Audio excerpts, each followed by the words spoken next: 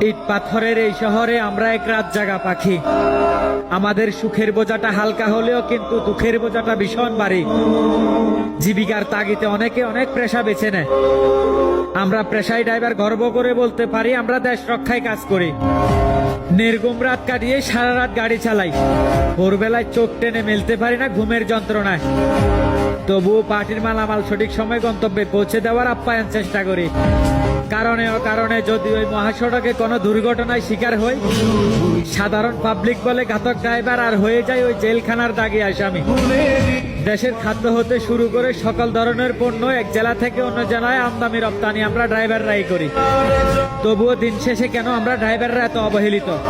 এই প্রশ্নের উত্তরটি আজ অব্দি কারো কাছ থেকে পাইনি।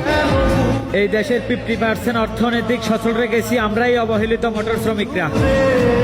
তবুও এই মহাসড়কে আমাদের জানমালের নাই কোনো নিরাপত্তা। কেন রে ভাই? আমরা ড্রাইভাররা কি কোনো মানুষ না?